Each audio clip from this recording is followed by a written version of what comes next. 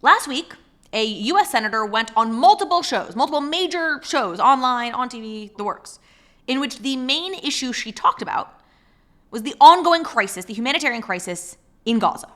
Now, this woman, a former CIA analyst with a lot of national security experience and experience in the Middle East, is seemingly, you would think, based on the fact that she did this, positioning herself as a leader on this issue and a leader in the Democratic Party. And yet, as she did this, as she talked about the ongoing humanitarian crisis in Gaza on multiple shows, she was missing a vote in the Senate on the ongoing humanitarian crisis in Gaza. And on top of that, the things she was saying on the shows were frankly bullshit. There are children starving in Gaza right now. What should the United States' responsibility and response be here? Yeah. So for me, I served these 3 tours in Iraq alongside the military in a war zone, right? I was working in Ramadi right outside Fallujah when American citizens were terribly, terribly killed, pulled behind vehicles, strung up, terrible things. But we still had a responsibility as the occupying power to get humanitarian aid into that area. And that, to me, is the fundamental conversation here with what's going on in Gaza. No one questions that it's a long-standing, painful war that people have been losing for years, right? But to me, the responsibility to get humanitarian aid in is not an open question. Yeah, no, wow. I mean, so true, right? The occupying power, in this case Israel, has a responsibility to get humanitarian aid to the people they are occupying, even if they are at war with elements of that population. And to her, to Elissa Slotkin, it is not an open question whether or not we should get humanitarian aid to a population of starving Gazan children. Except here's the thing. To pretty much no one is that an open question. No one outside of the craziest, most psychopathic people involved in this war are suggesting that children should be starving. So what you just heard is called political bullshit. An answer that's designed to sound like something is being said when the reality is absolutely nothing is being said. And it was good. It was some good political bullshit because you got the little biographical anecdote in there. You'll learn something about her. She was a CIA analyst with experience abroad. She's seen things, done some things. That, I respect that. And yet when it came time to answer the actual question was, what should the United States' response be to children starving in Gaza? There was no answer. It was, there is a responsibility for somebody to do something. Yeah, like what? Like what? What people are sick of is the inauthenticity. Cut to the heart of the fucking issues. There is an acute humanitarian crisis happening in Gaza. If you're going to talk about it, fucking talk about it.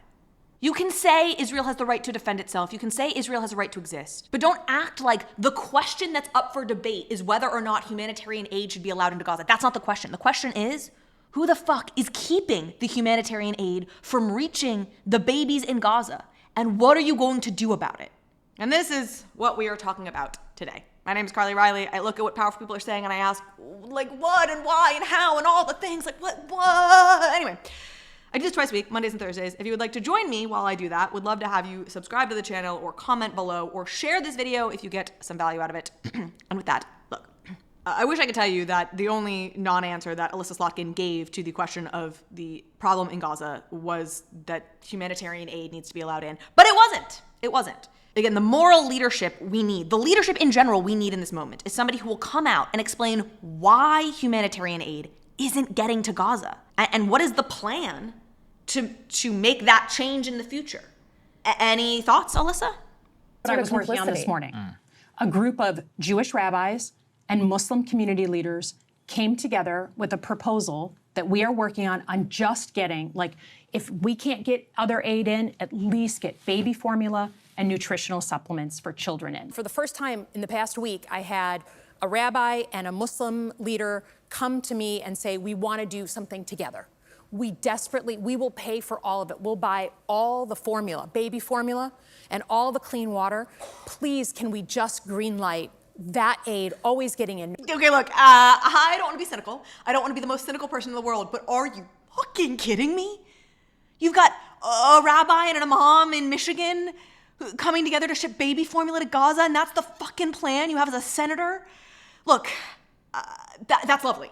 It's lovely. And it's great that you have people from your community, from different walks of life, from different faiths, coming together around this issue, which is, of course, what that anecdote was designed to show us, that you can reach across different communities and bring them together, and like, great, good for you.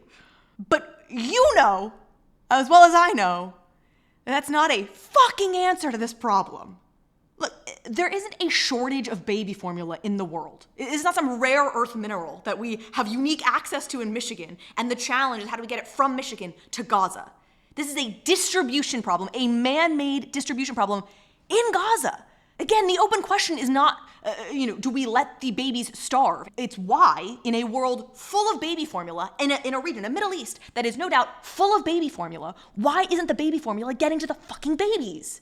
And I know, it's the fog of war. There is propaganda from all sides. One side says Hamas is stealing the food and the baby formula, and that's why people are starving, and that's why the babies are hungry. And the other side is saying it's the Israeli government. But look, you know the fucking answer. I know you do, because you said it. You said it is up to the occupying power to allow humanitarian aid, to get humanitarian aid to the people. And let's be honest, if you look at the rhetoric from many senior Israeli officials, if you consider the fact that Israel won't allow reporters, independent journalists into Gaza, if you listen to the few accounts we do have of the people who were there, who have come out of Gaza, what is abundantly fucking clear is that the Israeli government is not just allowing, but it is encouraging the starvation of millions of people in Gaza. If Israel wanted to get food to the Palestinian people, they could get food to the Palestinian people. They're bombing Iranian nuclear scientists from like 1,500 miles away.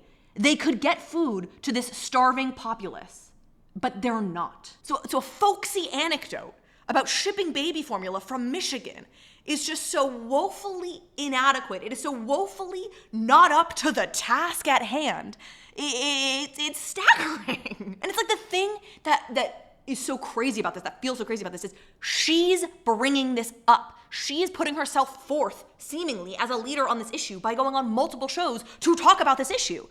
Somebody with national security experience, with a background in the Middle East.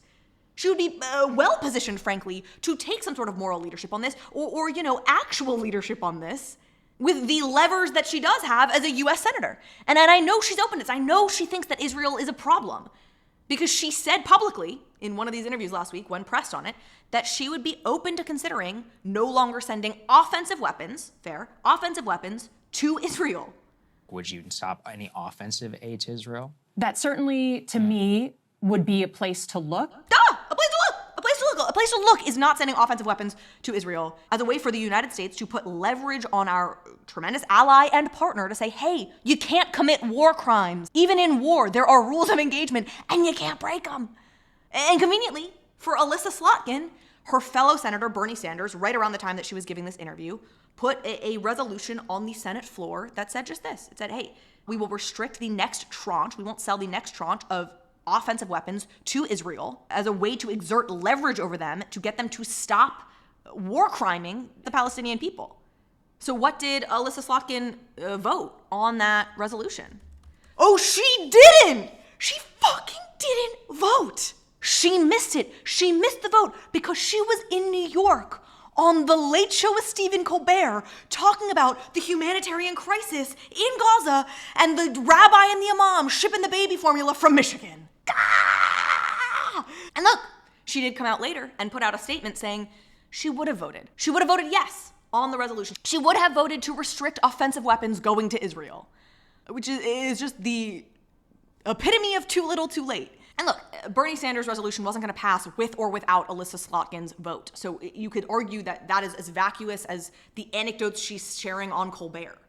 Except that she's a senator, and this is the lever she had to pull. And by the way, she wasn't being particularly clear about what needed to be done when she was on Colbert. It wasn't like she was out raising awareness for the real problem. She was speaking in high-level platitudes about the tragedy that is the humanitarian crisis and giving anodyne solutions to it.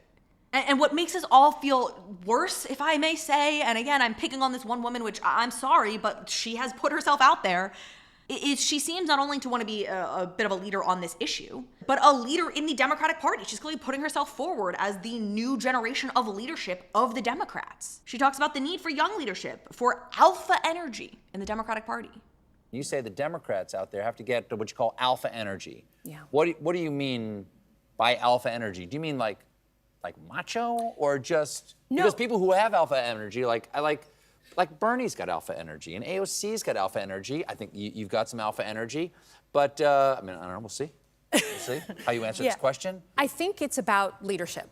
Leadership. It's about leadership, says the woman who is not doing her job by voting on the Senate on a resolution and is instead on a late night talk show. Sorry, I haven't made that point yet. I'm not trying to double down, but look. Alpha energy, what Bernie's got, what AOC's got, what Zohran Mamdani's got, what Donald Trump has, is the sense that whether you agree with them or not, or agree with them or vehemently disagree with them, they will say what they fucking think, even at the risk of being deeply politically disliked.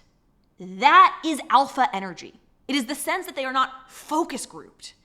And look, I'm sorry, but this senator comes across as unbelievably focus grouped. I mean, the baby formula anecdote, which I obviously just need to stop talking about at this point, but it is such a perfect manifestation and representation of this broader problem. It is a bullshit solution, completely not up to the task at hand, which is solving the millions of people who are starving in Gaza. All while it's being positioned like, I don't know, it's legitimate in some way, and it shows her bona fides. It's like, look, there's an expression for this. I feel like I'm not gonna be the one, again, bringing a knife to a gunfight. that's it. A knife to a fucking gunfight. Because despite her protestations, that is what this entire thing was. Somebody bringing knife solutions to a fucking gunfight.